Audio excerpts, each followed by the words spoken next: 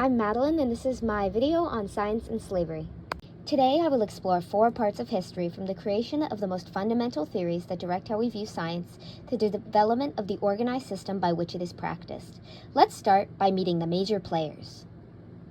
First, we have Isaac Newton, an Englishman who is one of the most influential and well-known names in science. He pioneered the study of physics, including the laws of motion, calculus, and the law of universal gravitational attraction.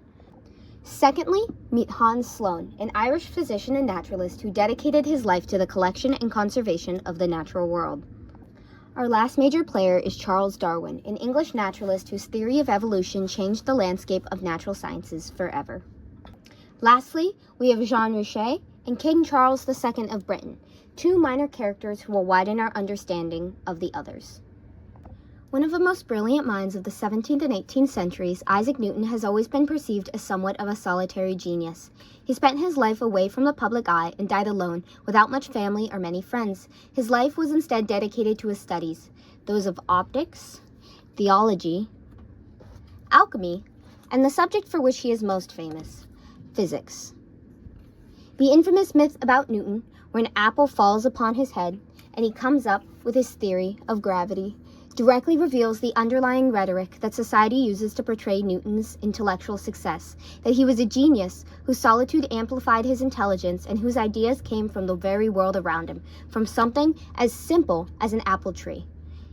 In fact, I was at Cambridge a couple of summers ago and captured this photo of a tree grown from the bough of the one he supposedly was sitting below when he came across his theory of gravity. I remember being surrounded by other tourists who had all brought an apple to the location to take a picture of it on their head. This common and widely believed tale covers up the far more sinister roots of how Newton acquired his knowledge, because it didn't simply spring from nothing.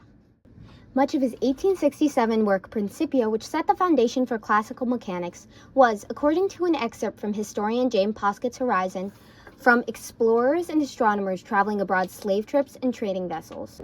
Poskett's example follows the story of Jean Richer, a French astronomer who in 1672 traveled on a voyage sponsored by King Louis XIV and the French West India Company that was at the time a driving force behind France's colonial economy.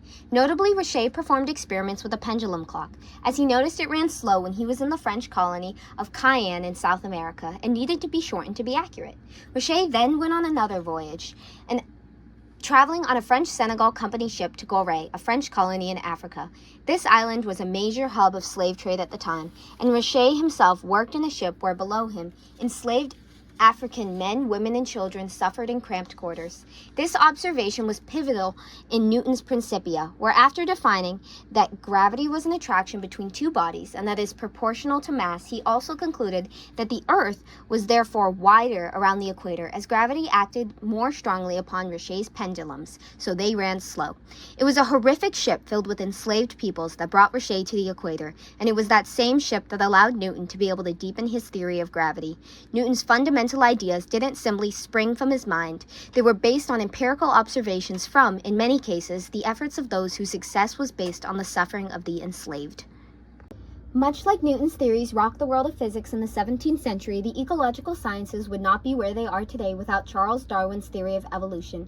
But once again, the observations and the evidence necessary for Darwin to form his theory are rooted in European imperialism. Interested in natural observation, Darwin learned Spanish and traveled on the British HMS Beagle, a ship whose mission was to collect detailed maps of the longitude around South America and Africa in order to improve British transport in these areas for both trade and imperialist domination.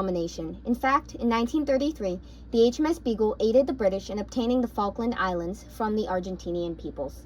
Darwin was on board the HMS Beagle from 1831 to 1836 as their naturalist, and on this journey he made significant discoveries that evidenced his theory of evolution.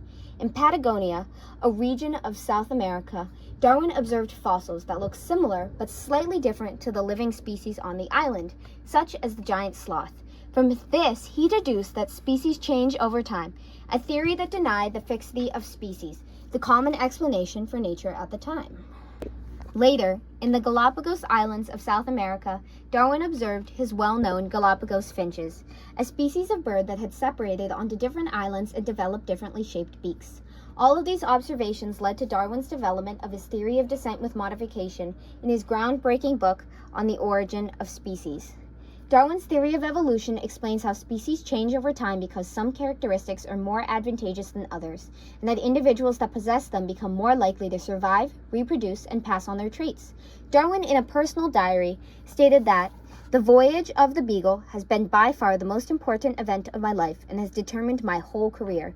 Yet again, without the prevalence of European powers around the world, this instance in South America, Darwin's groundbreaking theory of evolution may have never come to be.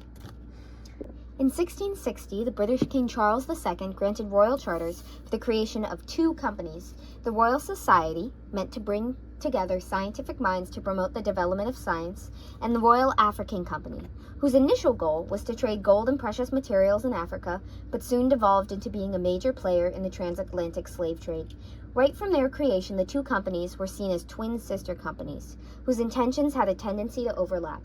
The work of the Royal African Company so benefited the Royal Society that both the society and its members, such as Isaac Newton, would make monetary donations to aid in its efforts. This relationship tightens our understanding of how the way science was practiced was heavily reliant on the slave trade, and it isn't a coincidence that both Newton and Darwin were fellows of the Royal Society.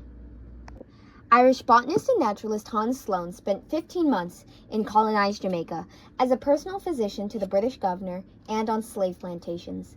There he employed the labor of enslaved men and women who assembled a collection of 800 plant specimens, along with animals and curiosities. He later married Elizabeth Langley Rose, whose family owned sugar plantations in Jamaica maintained by enslaved peoples. And because of this financial security, he was able to grow his collections through purchasing items from other collectors and travelers.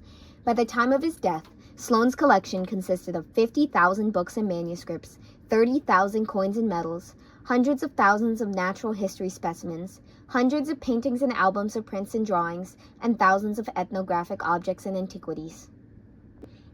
In total, his collection of about 71,000 artifacts was donated upon his death to King George II for a sum of money for his heirs and with the condition that the British government create a museum accessible to the public to house it.